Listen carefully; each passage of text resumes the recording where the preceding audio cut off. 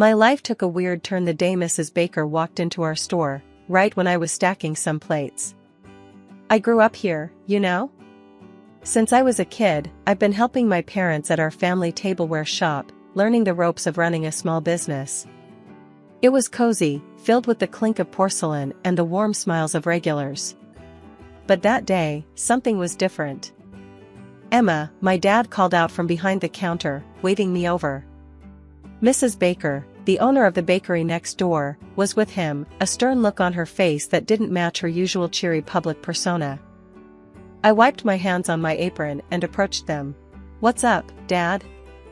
"Mrs. Baker here has a proposal," Dad said, shooting a glance that seemed a mix of confusion and curiosity. She didn't waste any time. "Emma, I've been talking to your father about a potential partnership between our two businesses." I raised an eyebrow, crossing my arms. "A partnership? Like what, turning the bakery and the shop into some sort of megastore?" "Exactly," she nodded sharply. "And there's more. I think it would be a good idea if you and my son, Michael, got to know each other better." I choked on my own breath. "Wait, what? Michael? Why?" "It's simple," she snapped, her voice firm, almost commanding. "Michael and you getting together would make this business merger smooth. It makes sense, Emma. Think about the potential." I looked over at Dad, who seemed just as stunned but intrigued. "You're talking about a marriage merger? Like in the movies?" "Yeah," Mrs. Baker continued. "It's all for the business, sweetheart. You two could be a power couple, the face of a new joint venture. It's practical." Dad nudged me gently. "Emma, just meet him. No harm in that, right?" I sighed, looking from my dad's hopeful face to Mrs. Baker's stern one. "Fine.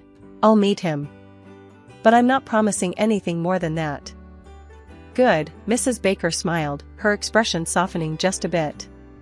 "He's coming by tomorrow. You'll see, it might work out." The next day, true to her word, Michael came into the shop. He was taller than I expected, with a kind smile and a way of moving that was confident but not overbearing. We talked over coffee, surrounded by the clinks of our store, and I had to admit, he was nothing like his mother, polite, funny, and surprisingly down-to-earth. "So, your mom tells me we're supposed to save the family businesses by getting hitched," I joked, trying to keep the mood light. He laughed, a genuine, hearty sound. "Yeah, she has a way of putting things, doesn't she? Look, I know this is weird, but I think we could make a good team, in business at least."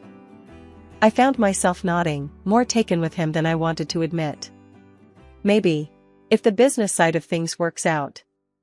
As he left, I couldn't shake the feeling that this crazy idea might just work, or at the very least, it wouldn't be boring. Marrying Michael had felt like stepping into a whirlwind. Before I knew it, our businesses were smashed together into one big store. It sounded good on paper, but living it was another story. Mrs. Baker had her fingers in every pie, literally and figuratively. It wasn't long before she started calling the shots at the store, her store now, I guess. One Monday morning, I was setting up the display when Mrs. Baker stomped in, her heels clicking loudly against the tile floor. "Emma, those plates go in the back. The front is for the pastries now," she barked, not even a good morning. I bit back my irritation. "Sure, Mrs. Baker. I'll move them. And call me Janice, we're family now," she said, but it sounded less like a warm invitation and more like a command. I shuffled the plates to the back, muttering under my breath. The change was more than just physical space, it was in everything. I wasn't just selling tableware now. I was up to my elbows in flour and sugar, helping with the pastries when the baker called in sick, which seemed to happen more than it should. One afternoon, while I was wiping down tables, Michael came over, a rare sight since he mostly handled the bakery's supply side. "How's it going, Em?" he asked, leaning on a clean table. I shrugged, keeping it cool. "Just peachy. I never imagined I'd know so much about pastries." He chuckled, scratching his neck. "Yeah, Mom can be a bit much. But she knows the business, you know? I nodded, though I didn't completely agree. Sure, she knows her stuff. But I feel more like I'm just another one of her employees, not a partner. Michael frowned slightly. It's just the way she does things, Em. Give it time, she'll ease up. I doubted that, but changed the subject. We talked a bit more about some minor tweaks to the menu before he was called away. Things didn't ease up. If anything, they got tighter. I found myself staying later, cleaning up after closing, something I never had to worry about before. One evening, I was finishing up, and Mrs. Baker was counting the day's earnings, her lips a thin line. You missed a spot on the counter, Emma. And make sure those trays are spotless, she ordered without looking up from her papers. I cleaned the spot she mentioned, my hands moving automatically. Janice, I was thinking, maybe we could try some new designs for the tableware, to match the pastries? She barely glanced at me. No need. The current ones sell fine. Focus on what's selling, Emma. That's the bottom line. Her words stung a bit. I was used to having ideas, being part of decisions. Now, it felt like I was just here to follow orders. I missed the old days, the old store, my old life. Moving in with my husband's parents wasn't my idea of a perfect setup, but Janice insisted it made sense. Why waste money on rent when you can live here and help out more at the store? She had said. Her house was just a short walk from our joint business, making it all too easy for me to spend most of my waking hours there. At first, things seemed okay. The bakery and store were booming, and revenue was up. I was busy, sure, but it felt like we were all pulling together for a common cause. That was until I realized the price I was paying. I had to drop out of college.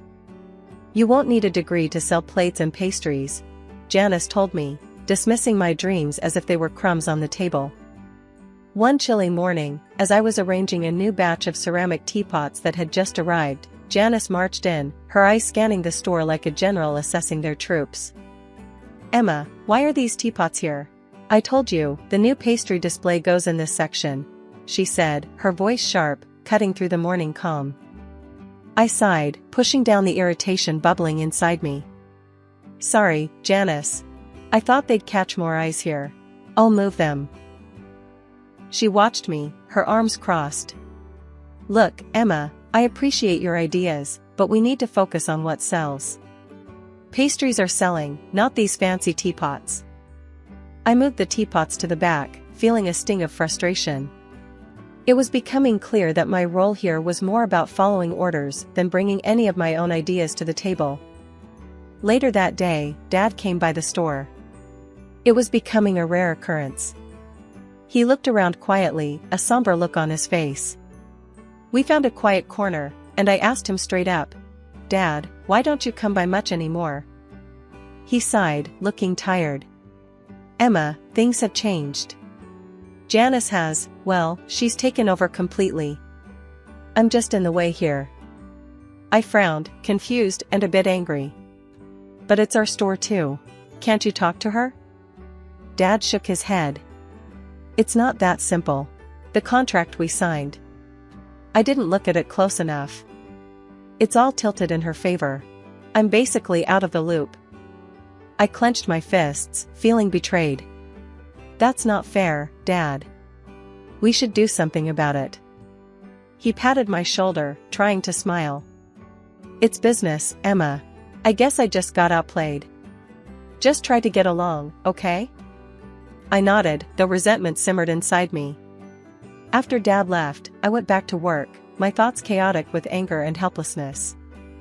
A few days later, Janice caught me rearranging some of the displays to make room for new stock. Emma, what are you doing? I didn't approve this change, she snapped, her eyes narrowing. I stood my ground this time. Janice, we need to make room for new stock. These items aren't selling. We can't just push pastries, people come here for variety. She stepped closer, her voice low and harsh. Listen here, I know what I'm doing. This isn't some little game, Emma. It's a business. My business now. You do well to remember that. Her words hit hard, and I was left speechless as she walked away, leaving me to stew in my frustration. When the pandemic hit, it threw everyone into chaos, our store included. Sales nosedived as lockdowns kept our regulars tucked away at home. I remember standing in the middle of the eerily quiet store, feeling the weight of impending doom. It was clear we had to pivot, and fast, or we'd be another casualty of the crisis. One morning, I approached Janice, who was busy flipping through inventory lists that looked more depressing by the day. "Janice, we should take the store online," I suggested, trying to sound as confident as possible. "We can set up a delivery system. It might help us keep going until all this blows over." She looked up, skeptical. "Online, huh? And who's going to set that up? You?" "Yes, me. I've been reading about it. It's not that hard, and I think it's worth a shot," I responded, feeling my resolve harden. With a heavy sigh, Janice finally conceded. "Fine. Do what you can. But this better work, Emma." I threw myself into the project, learning everything from website design to logistics. Surprisingly, or maybe not, the online shift was a hit. Orders started rolling in, and it wasn't long before we were busier than we had been in months. I managed everything, from updating the website daily to coordinating with couriers, and it felt good to be proactive, to steer the ship through stormy waters. As the pandemic waned and life slowly edged back to normal, I had a new idea. "Janice, why don't we keep focusing on online sales and individual orders? It could be a new direction for us," I proposed one evening as we were tallying up the day's sales, which had shown a promising upturn thanks to the online orders. Janice didn't even look up from the books. "No, Emma. We're going back to how things were. That's enough of this online nonsense." It was a temporary fix, not a new business model. Michael was there too, nodding along to his mother's words. "Mom's right, Em. People will want to come back in person. Let's not fix what isn't broken." I bit my tongue, holding back a retort. It was frustrating. We had a golden opportunity to evolve, but they were too set in their ways to see it. A few weeks later, as we officially halted the online operations and focused on in-store traffic, I overheard Janice talking to a group of her friends in the store, laughing and boasting. Yes, it was quite a challenge, but I managed to keep the business afloat during the pandemic. We had to adapt, of course. I paused behind a shelf, my hands clenched into fists. The nerve of her, taking credit for my sleepless nights, my ideas, my hard work. It stung, but I swallowed my anger. Arguing wouldn't change her attitude, and it wasn't worth the drama. It was a gloomy Tuesday, rain pelting down so hard it drummed against the store windows like 1,000 tiny drums. Most folks were smart enough to stay indoors, but the shop was open, just in case. I was tidying up some displays near the entrance, lost in thought, when the bell over the door jingled sharply. A small girl, no older than 8, stood dripping in the doorway. Her coat was soaked through, hair plastered to her head, eyes wide and scared. I dropped the cloth I was holding and rushed over. "Hey there, sweetie, come on in. You're soaking wet," I said, guiding her gently inside. She shivered, clutching a small backpack to her chest. I got lost. I can't find my mom." "Don't worry, we'll find her, okay? Let's get you warmed up first," I reassured her, fetching a towel from the back to dry her off. As I was rubbing her hair dry, Janice stormed over, frowning deeply. "What's this, Emma? Why is this child here? She's dripping all over the floor." I frowned back, protective over the little girl. "She's lost, Janice. She needs help." Janice scoffed, waving dismissively at the girl. "She's probably just a beggar. We don't need this kind of trouble. Get her out of here before she scares away any customers." I stood up, feeling my temper rise. "She's a child, Janice. It's pouring outside. We can't just throw her out. Do I have to remind you that this is a business, not a charity?" Janice snapped, glaring at both of us. Before I could argue further, Michael walked in, catching the tail end of our conversation. What's going on here?" His mom explained with an impatient gesture towards the girl. "Emma wants to turn the store into a homeless shelter. I say she goes out the same way she came in." Michael looked at the girl, then at me, and sighed. "Emma, Mom's right. We can't start taking in strays. It's bad for business." As the argument heated up, I made a decision. I couldn't leave her out there alone. Ignoring Janice's protests, I picked up the phone and dialed the local police station. The police arrived quickly, given the weather and the circumstance. One of the officers wrapped the girl in a warm blanket I had brought from the back. They thanked me for keeping her safe and took down some information. Before she left, the girl hugged me tightly. "Thank you," she whispered. Watching her leave with the officers, hopefully to be reunited with her family soon, I felt a mix of relief and frustration. Janice walked over, her expression hard. "I'll be docking your pay for the day, Emma. And you can clean up this mess yourself," she said coldly. I was too tired to argue. The rest of the day passed in a blur of scrubbing and silent treatment from Janice and Michael. Their attitude stung, but holding that scared, grateful girl in my arms, I knew I'd done the right thing, no matter what they thought. It was a regular Thursday morning at the store, just a week after the rainy day incident with the lost little girl. I was rearranging some of the newer pastries when the bell above the door chimed. I looked up, expecting another customer, but instead, I saw a well-dressed man I'd never seen before. He walked straight to me, his expression serious yet friendly. "Good morning," he greeted. "Are you Emma?" "That's me," I replied, a bit puzzled. "Can I help you with something?" "Yes, actually. I'm Thomas. I don't know if you remember, but you helped my daughter last week when she was lost. She hasn't stopped talking about how kind you were." I blinked in surprise, remembering the little girl's tight hug. "Oh, yes, of course. I'm just glad she's safe now. How is she?" "She's great, thanks to you," he smiled. "I actually came here to thank you personally and also to offer my help, if you ever need it." I was taken aback. "That's very kind of you, but I don't know what you could help with." Thomas handed me his card. "I'm a lawyer. I specialize in business and contract law. After what my daughter told me about how you treated her, I thought maybe if you ever need legal advice or anything, I could be of service." I stared at the card, then at Thomas. A lawyer could be useful, especially now. "Actually, there might be something. But it's a bit complicated." Thomas nodded, gesturing toward a quieter corner of the shop. "I'm all ears."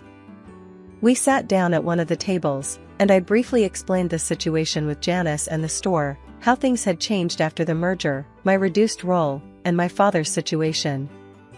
Thomas listened intently, occasionally nodding. "It sounds like you've been put in a tough spot.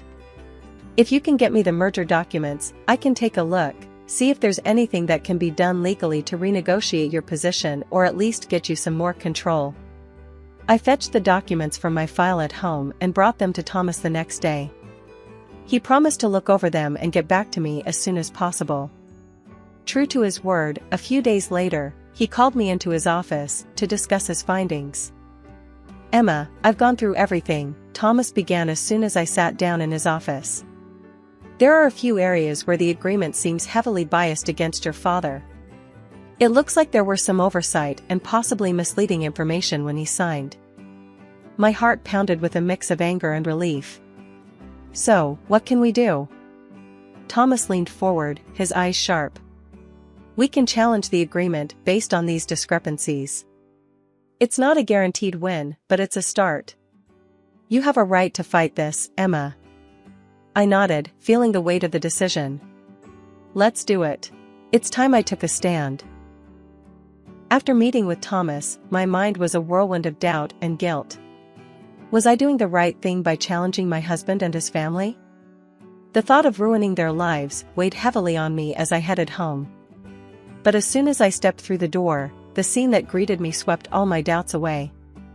The house was bustling with noise and guests. It was our wedding anniversary, an event I had completely forgotten about in the midst of all the chaos. As I hesitated at the entrance, trying to process the celebration, Janice spotted me. Her face flushed from drink, she stormed over, her voice loud and slurring. "There you are, wandering the streets when you should be here serving your guests," she shouted.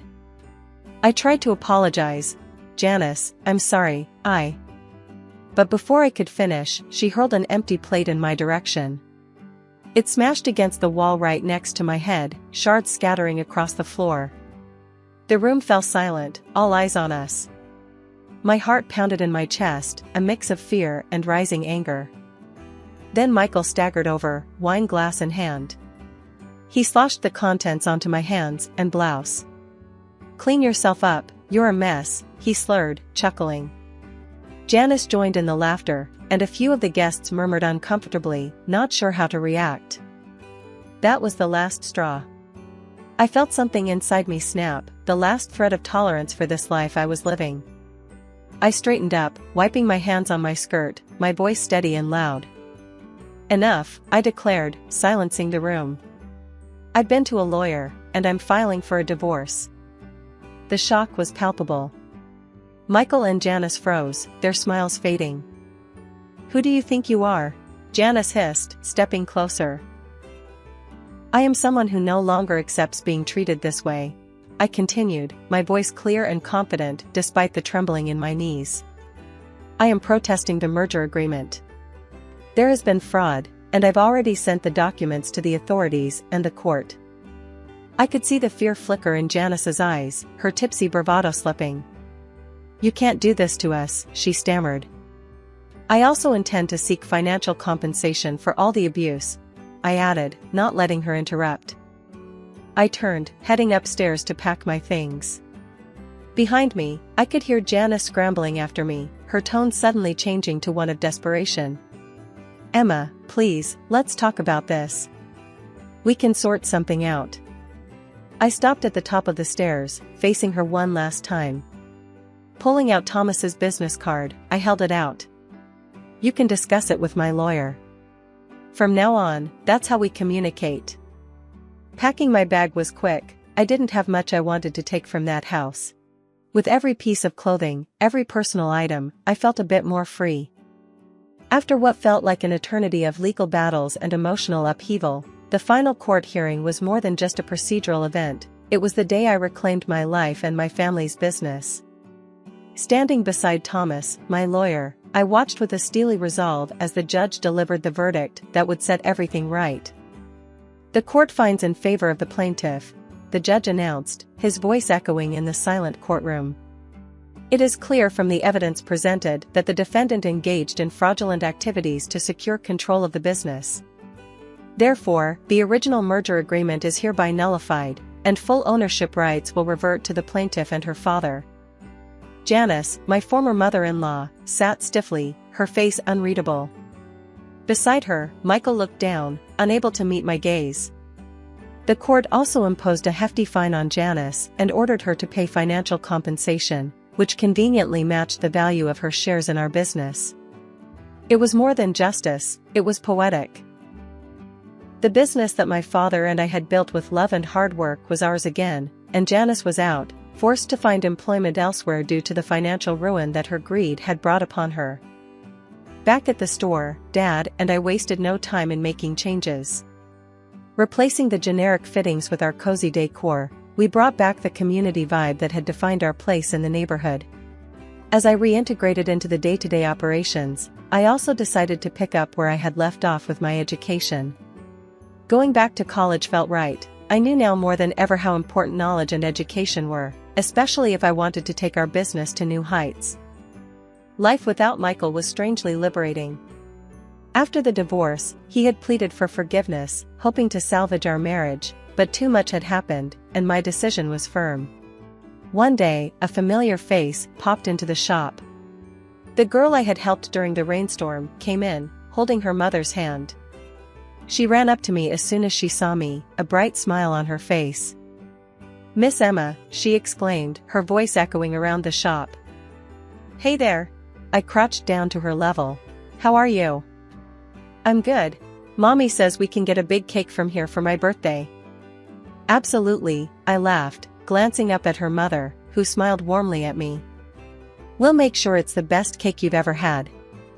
As they wandered off to pick out some pastries, I straightened up, watching them go. This was why I fought so hard. Not just for me or for my dad, but for these moments of joy and community.